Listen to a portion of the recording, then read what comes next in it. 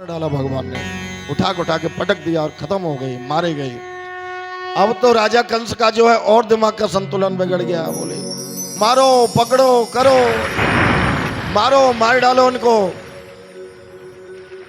अब कन्हैया बोले अब तो मामा जी का संतुलन ही बिगड़ गया, तो अभी क्या करेंगे। अब तो देख रहे भगवान ने छलांग लगा करके राजा कंस के सिंहासन पर चढ़ गए और उनके जो है ऐसा वर्णन आता है कि मामा कंस के बालों को पकड़ लिया। क्यों पकड़ा?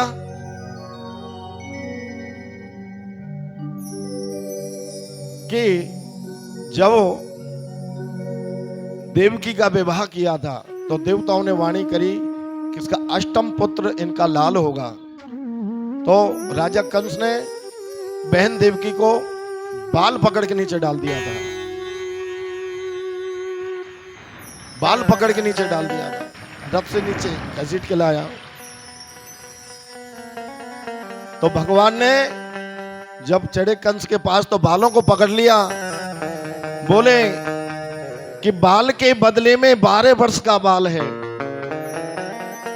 11 साल 52 दिन के थे भगवान। कितने? 11 वर्ष 52 दिन के थे। भगवान बोले बाल के बदले में 12 वर्ष का बाल है। और देख मामा कंस, ये देवकी का 8वां लाल है। ये 8वां लाल है। जैसे तूने मेरी मां देवकी के बाल पकड़ के मारा, आज तेरे को वैसे ही मारूंगा, तेरे को वैसे ही मारूंगा। और भगवान ने सिंहासन उठा करके नीचे फेंक दिया और लगाई छलांग। भगवान ने उसकी छाती पर जाकर के एक घूंसा मारा, उसके प्राण पखेरु उड़ गए। बोलिए कंस मर्दन भगवान की।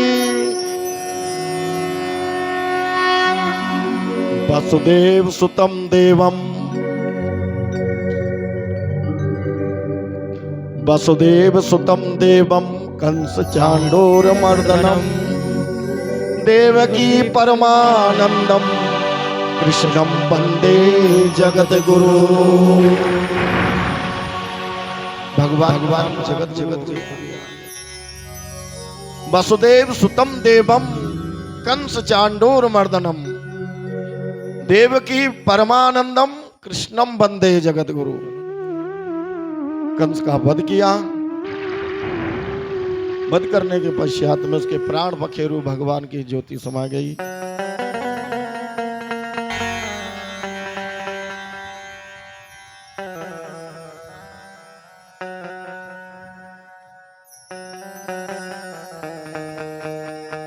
कंस मारने के पश्चात में भगवान जो है कि जेल में उनके नाना जी उग्रसेन जेल में बंद कर दिया था राजा कंस ने। माता पिता जेल में बंद थे। सर्वप्रथम जो है पहले उग्रसेन जी को जो है कि जेल से बंधन से मुक्त किया। बंधन से मुक्त किया, जेल में पड़े थे। खबर मिली कि बोले कंस मारा गया उग्रसेन जी महाराज को। बोले किसने मारा? बोले देवकी के लाल ने। बोले उसने मारा? बोले हाँ। अरे उसको तो बोले मैं मारने वाला था, भले ही मेरा बेटा था पर मैं मारने वाला था। बोले नहीं। बोले किसने? बोले कृष्ण ने मारा। भगवान गए कारागृह में और जो है कि उग्रसेन महाराज को बंधन से मुक्त किया, जेल से छुड़ाया। नाना जी के चरणों में प्रणाम किया। कहा है नाना जी, आप राज सिंहासन पर बैठेंगे, राज्य के अधिकारी आप हैं। उग्रसेन जी बोले नहीं नहीं नहीं नहीं, मैं नहीं, आप अधिकारी हैं। बोले नहीं नाना जी, ये सिंहासन के राज्य के अधिकारी आप ही हैं, आपका है, आपका ही रहेगा और आप ही बैठेंगे। उग्रसेन जी का जो है कि राज तिलक किया, नाना जी को सिंहासन पर बिठाया, माता पिता को जेल से छुड़ाया। माँ देवकी बड़ी भावुक हो गई। क्यों? कि जब से कन्हैया गया है देखा नहीं, जब से जन्म लिया है खाली सुना है, देखा नहीं। जब सामने आया तो मां भावुक हो गई, बोले मेरा बेटा आया है, मेरा बेटा आया है। मां ने छाती से लगा लिया बेटे को। बोलिए बाल कृष्ण भगवान की।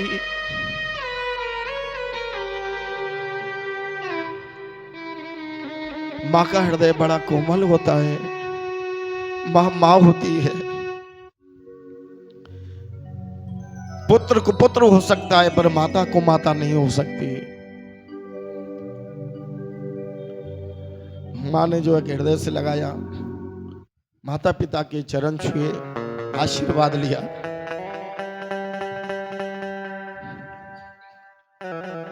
कन्हैया बोले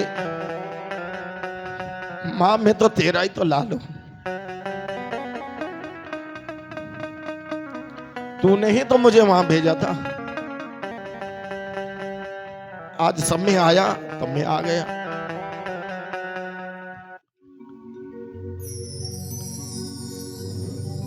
बंधन से मुक्त किया माता पिता को,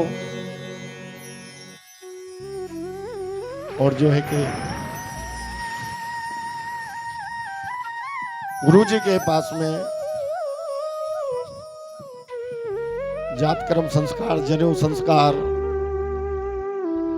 भेजा गया, और जो है कि विद्या देने के लिए भेजा गया सांदीपन गुरु जी के पास उज्जैन।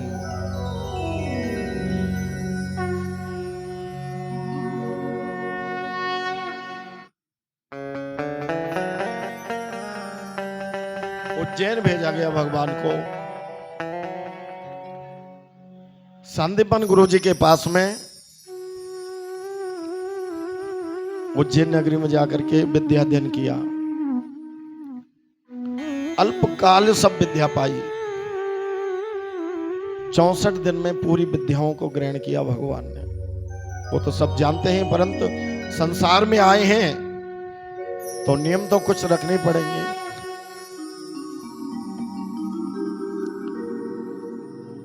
वहां जो एक सुदामा से मित्रता हो गई। सुदामा के साथ में मित्रता हुई, और जो है कि देखो पूर्व काल में जब कोई भी विद्यार्थी पढ़ाई नहीं करता था, पढ़ाई भूल जाता था, तो उसको दंड क्या देते थे गुरुजी? जाइए हवन के लिए लकड़ी लेके आओ। सूखी सूखी समितियां इकट्ठी करके तो गुरुदेव हवन करते थे।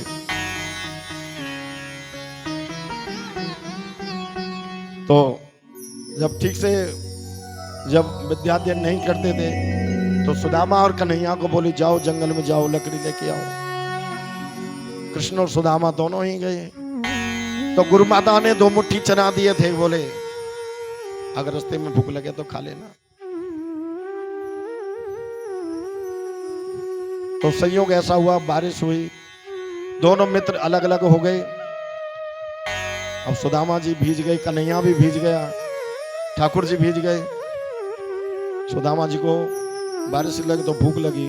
भूख लगी तो बोले 2 मुट्ठी चना है, मेरे बटके मैं खा लेता हूं, कृष्ण के बटके छोड़ देता हूं। तो अपने बटके चना खा लिए। खाने के पश्चात में भूख शांत नहीं हो गई। तो सुदामा जी के मन में और विचार आ गए, अरे बोले वो तो राजा महाराजा का बेटा है, ये चनाओं को काय को खाएगा वो? क्या हुआ? राजा महाराजा का बेटा है, इन चनाओं को काय को खाएगा वो? मैं ही खा लेता हूं। सुदामा जी दूसरी मुट्ठी चावल चने खा गए हो। भगवान तो सब जानते हैं, वही लीला करते हैं, अंतर्यामी हैं, घट घट के जानने वाले हैं।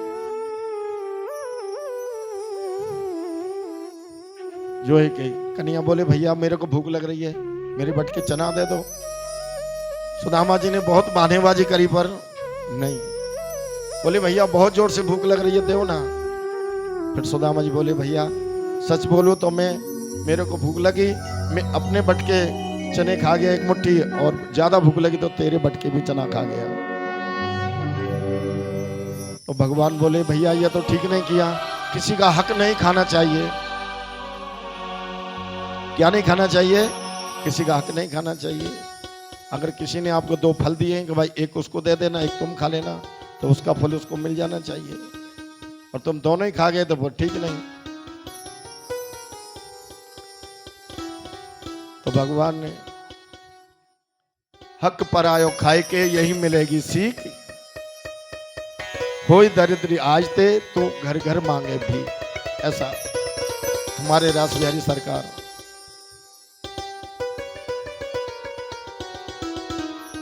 तो सुदामा जी महाराज कन्हैया के गले लग गए, भैया ऐसा नहीं। तो भगवान बोले पत्र पुष्प तंदुल चहूं नहीं चाहिए धनमाल, अयो मेरी द्वारका तो को कर दूं माला माल। अगर तेरे को ज्यादा दुख सताए, दरिद्रता सताए, दुख आए, संकट आए, तो तू मेरे पास द्वारकापुरी आ जाइयो। बोलिए भक्त वत्सल भगवान की। विद्याधन करके भगवान मथुरा में आए वापस। उसके बाद में जो है कि उद्धव जी उनके पास में रहते थे। तो भगवान ब्रजवासियों की याद करके बहुत रोते थे, बहुत याद करते थे भगवान मथुरा में। तो उद्धव जो है कहते थे, क्या कहते? बोले ऐसा क्या खिलाया नो ब्रजवासियों ने जो उनके लिए आप रोते हैं, उनकी याद करते हैं आप? मथुरा में क्या कमी है आपको? जो चाहते हैं वो मिलता है। जहां 56 भोग लगते हैं मथुरा में, क्या 56 प्रकार के भोग लगते हैं। वहां क्या है? वहां तो आपको क्या है, माखन खिलाते, छाछ पिलाते, दही खिलाएंगे, दूध पिलाएंगे। यहाँ आपको 56 प्रकार के भोग लगते हैं। क्यों? कि उद्धव ज्ञानी था। उद्धव कौन था? ज्ञानी था। ज्ञान ज्ञानी भटक सकता है ज्ञान की गहराई में, प्रेमी नहीं भटक सकता।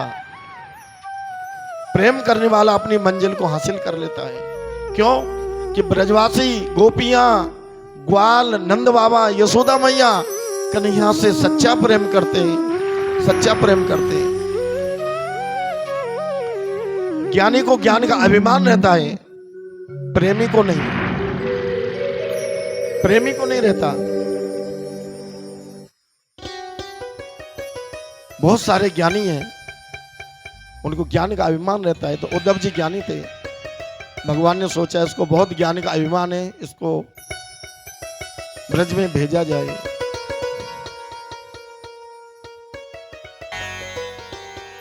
तो उद्धव जी कहते हैं आप बहुत ब्रजवासियों की याद करते हैं, उनके लिए रोते हैं, ऐसा क्यों करते हैं आप? बोले भैया एक बात कहूं क्या? बोले हाँ कहो। जितना मेरे से मेरे ब्रजवासी, गोपी, ग्वाल, मैया, यशोदा ये प्यार करते हैं, उतना आप कभी नहीं कर सकते, कभी नहीं कर सकते। बोले क्यों नहीं कर सकते? हम तो आपकी बहुत सेवा करते हैं। बोले सेवा कर सकते, प्यार नहीं कर सकते, प्रेम नहीं कर सकते। कन्हैया बोले एक बात बताऊं क्या? बोले बताओ। मैं छोटा था तो मेरी मैया यशोदा पान खाती है, पान बीड़ा खाती है, और मैं मैया से जिद करता हूं, मैया कि हाँ मेरे को भी देना, तो अपने मुंह में से निकाल के ये पान मेरे को भी देना। मैं छोटा हूं कन्हैया, मैं मैया से जिद करता हूं, मैया मेरे को पान दे, बीड़ा दे, मैं भी खाऊंगा, मैं भी खाऊंगा। और मैया मेरे से इतना प्रेम करती है, अपने मुख में से ये पान निकाल के मेरे मुंह में दे देती है। इतना प्रेम करती है मेरे से क्या उद्धव जी तुम बताओ, क्या अपना झूठा पान आप मेरे को खिला सकते हैं? बोले नहीं नहीं महाराज, ऐसा नहीं हो सकता। तो वो मेरे से इतना प्रेम करते हैं, इसलिए मुझे उनकी याद आती है। गोपियां मेरे से इतना प्रेम करती हैं, ग्वाल मेरे से प्रेम करते हैं, मेरा झूठा खाते हैं, मैं उनका खाता हूं। उद्धव जी को ब्रज में भेजा गया, भगवान ने अपनी एक चादर को दे दिया, जाओ ब्रज में जाओ सबको समझाने का। उद्धव जी ब्रज में गए, देखा गोपियां ग्वाल दौड़ करके आए और जिस रथ में बैठ के आ रहे थे, उद्धव जी को भगवान ने अपनी एक शॉल चादर उड़ा दिया था, जाओ। क्यों भेजा? कि वो ज्ञानी था, और ज्ञानी अभिमानी होता है। और उद्धव जी जो है ना, निराकार को मानने वाले थे, साकार को नहीं। निराकार को मानते थे, साकार नहीं। हम साकार को मानते हैं। कल हमारे सामने कन्हैया साकार में आ गया, हम साकार की पूजा करते हैं। भाव होना चाहिए भीतर, मन में विश्वास होना चाहिए, प्रेम होना चाहिए कि हमारा कन्हैया हमारे सामने खड़ा है, हमारा बच्चा नहीं है, बेटा नहीं है, भगवान है। ये चमत्कार कल भी देखा आपने, हमारा कन्हैया साकार है, उसका प्रेम है, हमसे मिलने आता है।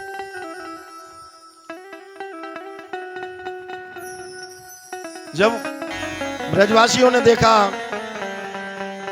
ऐसा लगा बोले कन्हैया आ गया, वापस आ गया, तो सब दौड़ के पड़े, उद्धव जी को पकड़ लिया, नजदीक से देखा, बोले ये कौन है?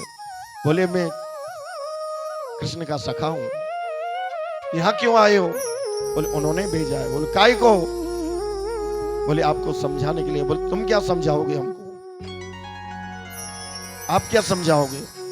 तो उद्धव जी ने नाना प्रकार का ज्ञान दिया। क्या ज्ञान दिया? बोले तुमने जो प्रेम किया है ना, जो नारायण है वो तो निराकार है, ना उसके हाथ है, ना पांव है, ना मुंह है, ना कुछ नहीं है। जिसको तुम प्रेम करती हो। तो गोपियां बोली, ब्रजवासी बोले जो हाथ पांव नहीं है वो तेरे भगवान के नहीं होंगे, हमारे कन्हैया के हाथ है, पांव है, मुंह है, आंख है, नाक है, सब कुछ है। बोले कैसे? जो मुख नाही न हत्यो, कहो माखन खायो। जो मुख नाही न हत्यो, कहो माखन खायो। जब बाबा के मुख नहीं था तो माखन किसने खाया? जब उसके आंख नहीं थी तो यशोदा मैया ने अपने हाथों से नैना नैना आंखन में काजल किसको लगाया? जब उसके हाथ नहीं थे तो हमारी ब्रज गोपियों की दही दूध की मटकी किसने फोड़ी? तुमने। तुम बोलते उसके हाथ है, ना पांव है, ना नाक है, ना कुछ नहीं है। बोले हमको नंद बाबा से, यशोदा मैया से मिलना है, वो कहाँ है? बोले ये जो पानी की जो धार आ रही है ना, बह के पानी बह रहा है, ये धार सीधे चली जाओ। ये नंद भवन से जो धार आ रही है, इसको पकड़ के चले जाओ, नंद बाबा यशोदा मैया मिल जाएंगे आप। बोले इतना? बोले हाँ। उसकी याद में यशोदा मैया रो रही है, नंद बाबा रो रहे हैं। ये आंखों के आंसुओं का जल है, पानी है, ये जल है ये।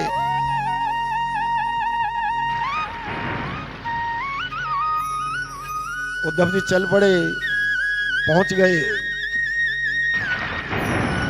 देखा यशोदा मैया रो रही है, नंद बाबा रो रहे हैं, जल की धार बह रही है आंसुओं की। रोते रोते आंखों की रोशनी कम हो गई, आंखें धुंधली हो गई। किसकी याद में?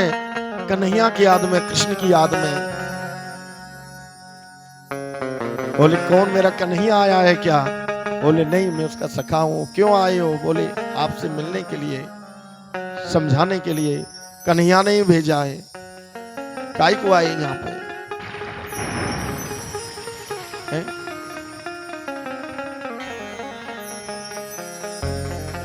गोपियां कहती हैं कि उधो मन ना भय 10-20। क्या है? उधो मन ना भय 10-20। ये मन 10 या 20 या 4 या 1 नहीं, एक ही मन है ये। उधो मन ना भय 10-20, एक मन हत्यो जो गयो श्याम संग को आराधे ईस।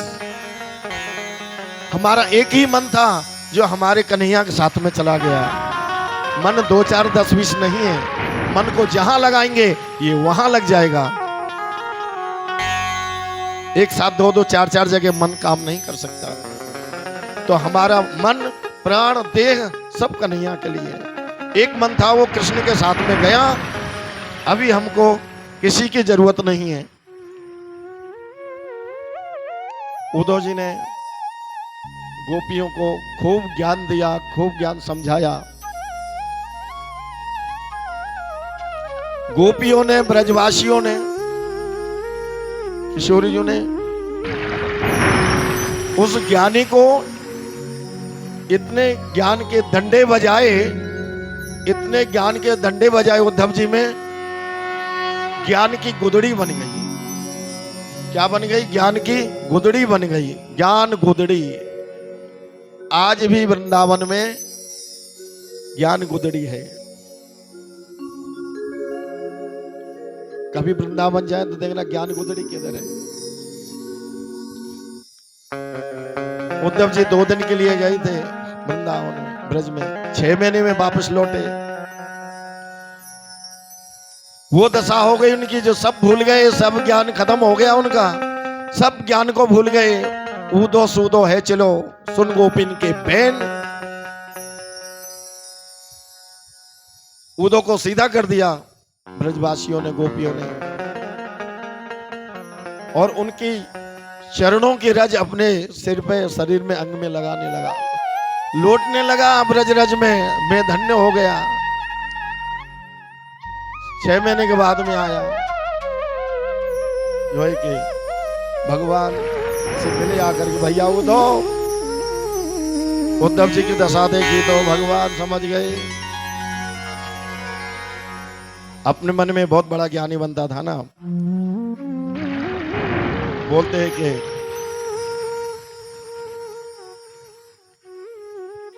तो जिज्ञानी होते हैं वो थोड़े अभिमानी होते हैं, और प्रेम के सामने ज्ञान टिकता नहीं है।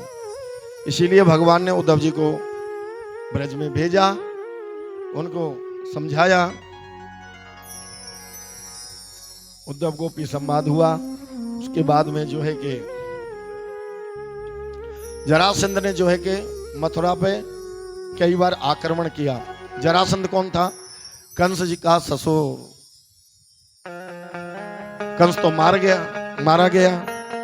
अब ससुर जी को गुस्सा आ गया, बोले मेरे जमाई को मार दिया, अब मैं दुखता हूं। जरासंध ने 17 बार मथुरा पे आक्रमण किया। कितनी बार? 17 बार। 17 बार हार गया। तो जरासंध क्या करता था मालूम है क्या? वो ब्राह्मणों की बहुत सेवा करता था।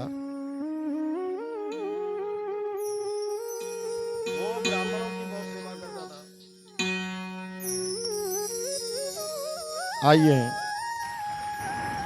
वो जरासंध ब्राह्मणों की बहुत सेवा करता था। ब्राह्मणों को बहुत खूब भोजन, दक्षिणा, पानी, भजन, जप तप खूब करवाता था। जरासंध क्या करता था? वो जरासंध ब्राह्मणों की बहुत सेवा करता था। पर जब जरासंध की पराजय होने लगी तो ब्राह्मणों को बोला, ए ब्राह्मणों, बोले मैंने तुम्हारी बहुत सेवा करी है पर फिर भी मेरी हार हो रही है।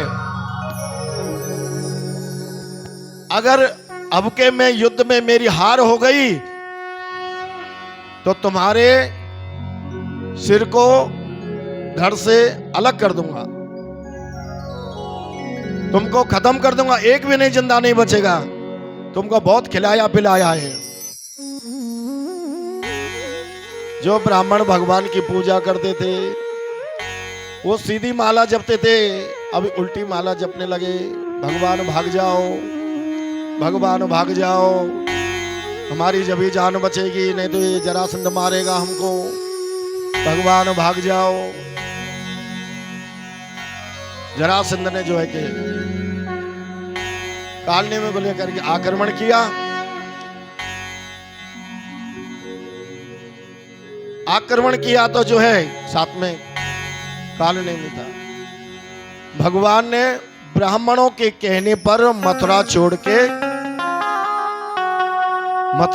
भागे। भगवान किसके कहने पे? ब्राह्मणों ने। क्यों? अगर भगवान नहीं जाते तो जरासंध मार देता। भगवान को लीला करने की है।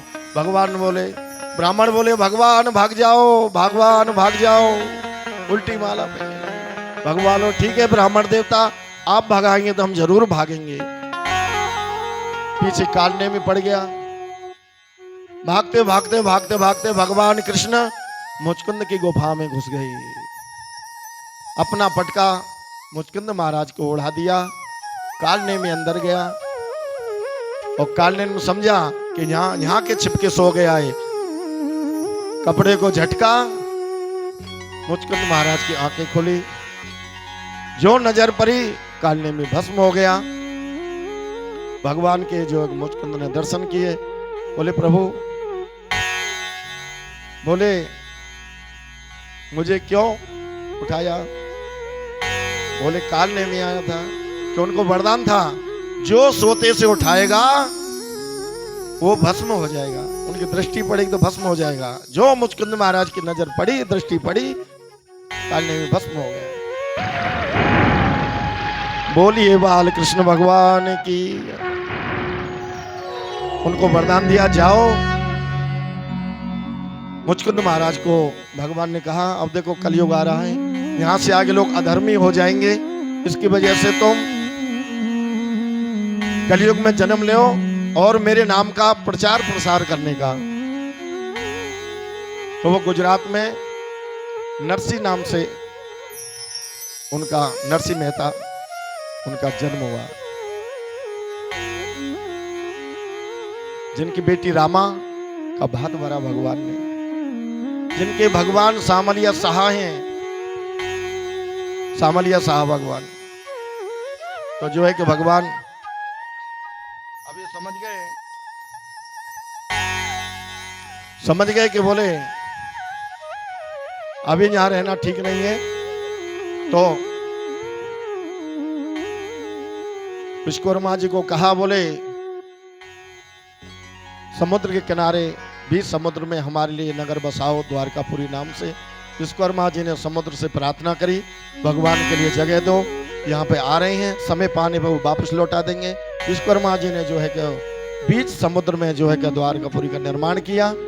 निर्माण करने के पश्चात में भगवान द्वारकापुरी में जाके रहे और जो है कि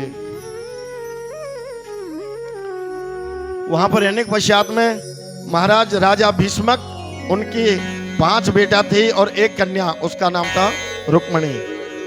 रुक्मणी थी। राजा भीष्मक चाहते थे कि मेरी बेटी का विवाह द्वारकाधीश के साथ में होना चाहिए, परंतु जो उनका जो बेटा था रुकम, वो चाहता कि शिशुपाल के साथ में हो, और वो शिशुपाल के साथ में रिश्ता पक्का करके भी आ गया। आने के पश्चात में पिताजी से कह दिया, बोले पिताजी, बोले कि हाँ कल दरवाजे पे बारात आ रही है, आप चिंता ना करें। बोले कौन? बोले शिशुपाल दूल्हा बन के आएगा।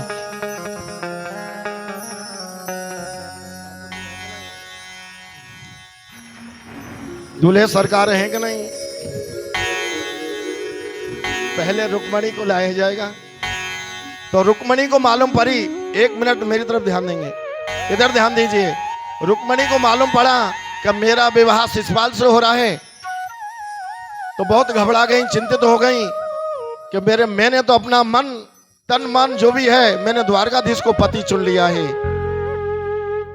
तो वो अपनी भाभी के पास में गई, बोली भाभी मैंने तो द्वारकाधीश को पति माना है, और जो है कि कल बारात शिशुपाल लेके आ रहा है, ऐसा नहीं होगा। भाभी बोली एक काम करो, ब्राह्मण देवता को बुलाओ, पंडित जी को बुलाओ, उनको एक पत्रिका लिख के दो, तुम्हारी पत्रिका ब्राह्मण देवता द्वारकाधीश को देंगे जाकर के, और वो समझा बुझा के भगवान को लाएंगे। वो तुम्हारा ब्राह्मण ही तुम्हारे कार्य को सफल कर सकते हैं। पंडित जी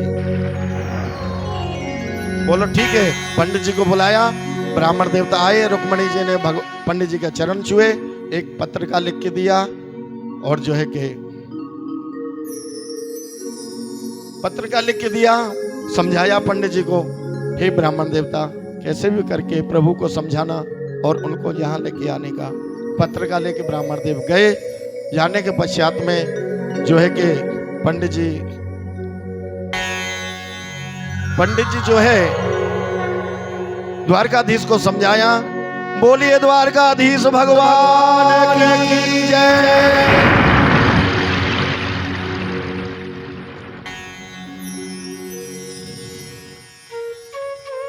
कन्हैया भी आ जाओ। हाँ बेटा दो बेटा दो बेटा।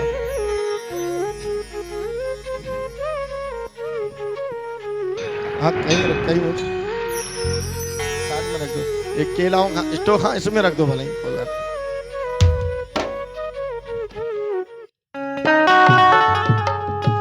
तो जो है कि पंडित जी जो है कि द्वारकापुरी गए और भगवान को बोले प्रभु ये रुक्मिणी ने पत्रिका भेजी है और जो है कि आप इसको पढ़िए।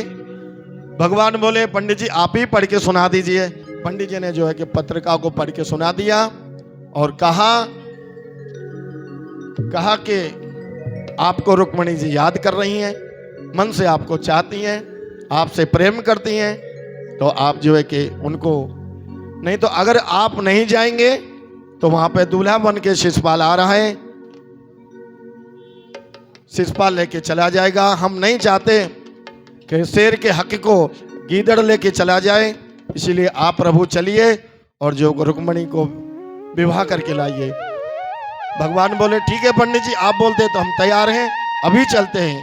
भगवान रथ में बैठ करके तैयार हो गए। दाऊ दादा को कुछ नहीं बताया, बलराम जी को बिगर बताए चल पड़े। चलने के साथ में रुक्मिणी जी को संदेशा सुना दिया। बोले भगवान वहां आएंगे जहां पे आप गौरी का पूजन करेंगी। रुक्मिणी जी जो है कि मंदिर में गई पूजा करने के लिए, और पूजन करके भगवान का संदेशा मिल गया कि भगवान यहीं आने वाले हैं।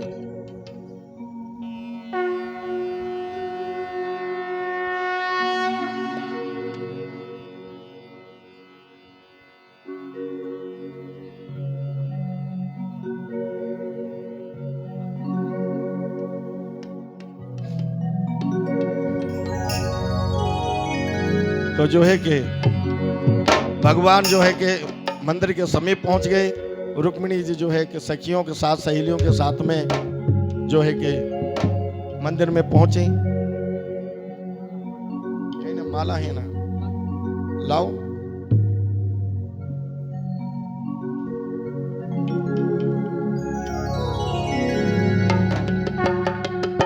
भगवान रुक्मिणी जी जो है कि देवी जी पूजा करके भगवान को देख रही थी, ठाकुर कब आएंगे, द्वारकाधीश कब आएंगे, इधर उधर देख ही रहे थे।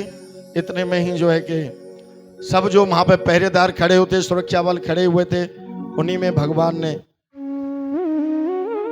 मुस्कुराए रुक्मिणी जी की तरफ, और रुक्मिणी जी ने देखा आप आ गए। जो है कि रथ में बिठा करके जो है कि भगवान कृष्ण रुक्मिणी जी को रथ में बिठा करके द्वारकापुरी को चल पड़े। जितने भी वहां पे जो पहरेदार खड़े हुए थे वो सभी भगवान की छवि को देख करके मोहित हो गए। वो भगवान को देख करके मोहित हो गए। अरे बोले ले गए हो, ले गए हो, ले गए हो। अरे क्या हो? बोले रुक्मणी को वो ले गए हो। एक बोला फिर तुम क्या देख रहे हो, तुम यहाँ क्यों खड़े हो? अरे बोले हम तो भूल ही गए थे किसके लिए खड़े हैं। अरे बोले ये तो द्वारकाधीश है, ये रुक्मणी को लेके चला गया। अरे बोले शिषपाल महाराज दूल्हे राजा को बोलो। और शिषपाल को खबर पहुंचाई। बोले द्वारकाधीश आए, रुक्मणी का हरण करके ले गए। बोलिए द्वारकाधीश भगवान की। अभी शिषपाल आया, पकड़ो मारो। उधर से जो है कि दाऊ दादा आ गए थे, बलराम जी आ गए अपनी सेना को लेकर के। उनको मालूम पड़ा कि कन्हैया बगैर बताए वहां चले गए हैं कुंदनपुर के लिए, कुंदनपुर के लिए चले गए हैं। तो दाऊ दादा आ गए। दाऊ दादा बोले कन्हैया कि हाँ आप द्वारकापुरी जाओ, हम सब देख लेंगे।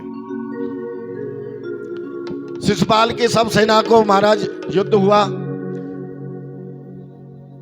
और शिषपाल को बहुत मारा पीटा और भगा दिया वहां से।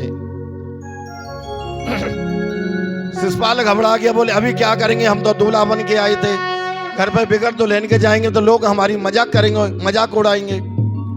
बिगड़ दुल्हन के घर पे जाएंगे तो लोग निंदा करेंगे हमारी, क्या करूं? तो जरासंध बोले अरे क्या बात करते हो, मैं 17 बार नहीं हारा, तू एक बार में ही हार गया क्या? तो भगवान जो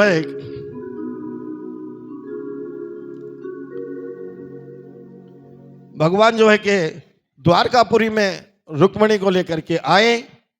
द्वारका वासियों ने खूब स्वागत किया और स्वागत करने के पश्चात में विवाह की तैयारियां करी। तैयारी के बाद में जो है कि सभी द्वारका वासियों ने धूमधाम के साथ में द्वारकाधीश का जो है कि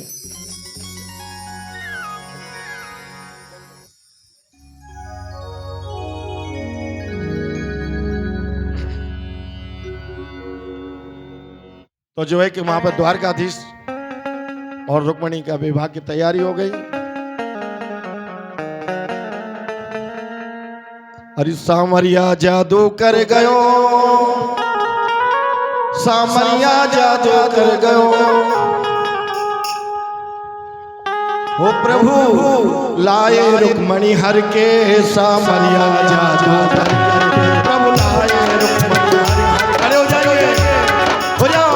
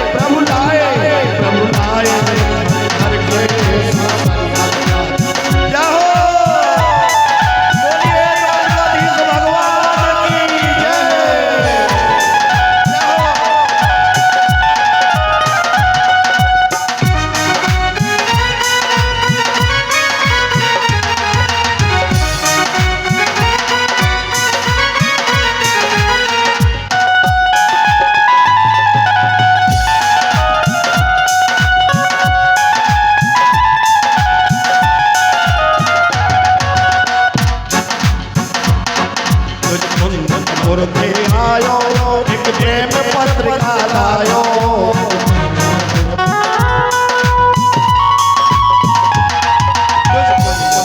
थे आयो प्रेम पत्रिका लायो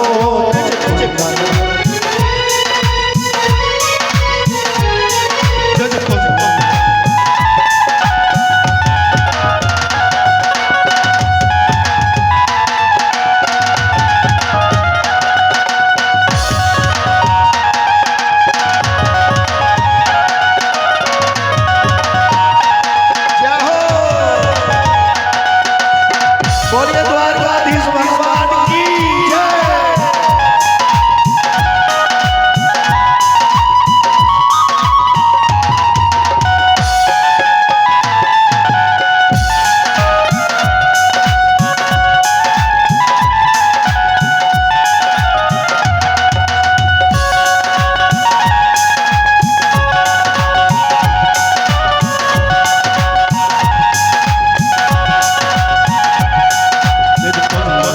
थे आयो एक प्रेम पत्रिका लायो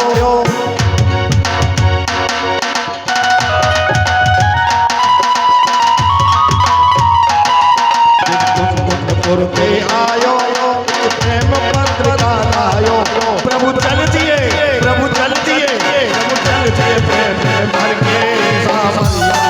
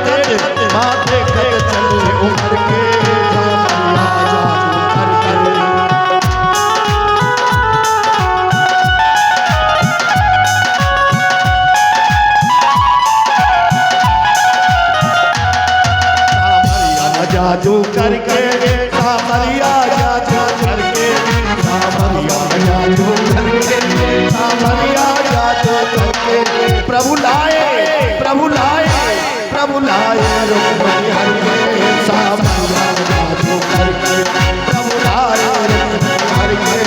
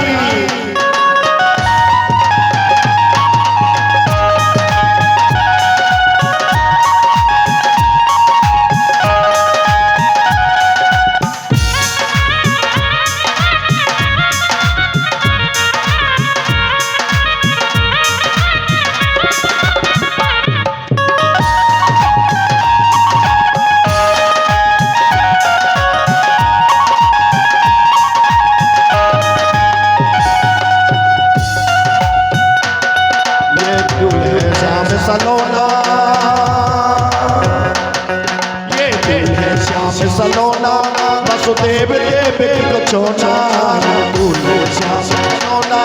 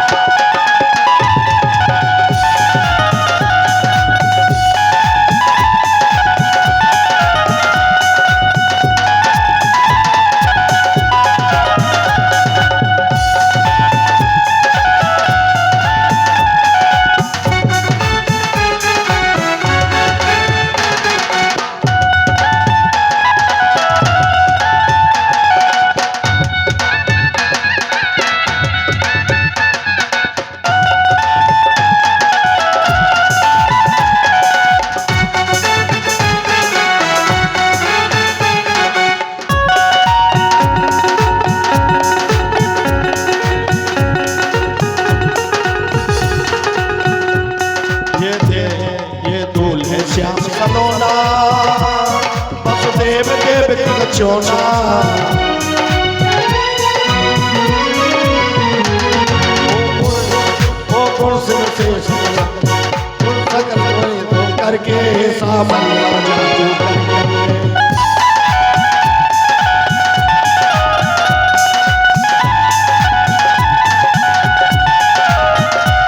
प्रभु लाए रुक्मणी हर के सामरिया जादू करके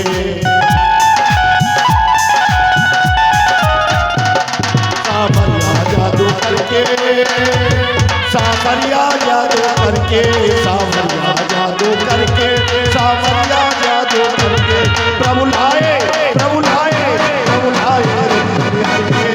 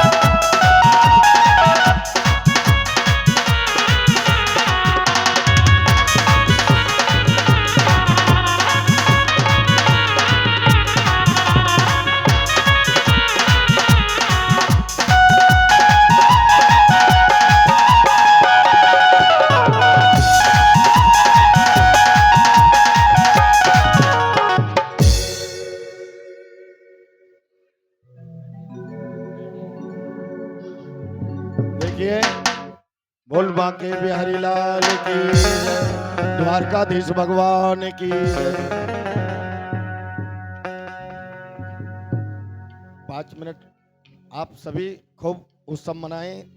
लक्ष्मी नारायण का मिलन हुआ है, खूब आप नाचिए कूदिए। जब आपके बेटा की शादी होती है तो आप लोग क्यों नाचते कि नहीं? आज कन्हैया को जो है शादी हुई तो फिर क्या है, आप लोग कुछ तो देख रहे हैं, 2-4 ही नाच रहे हैं, हैं? सभी नाचिए, सभी कूदिए, आनंद मनाइए।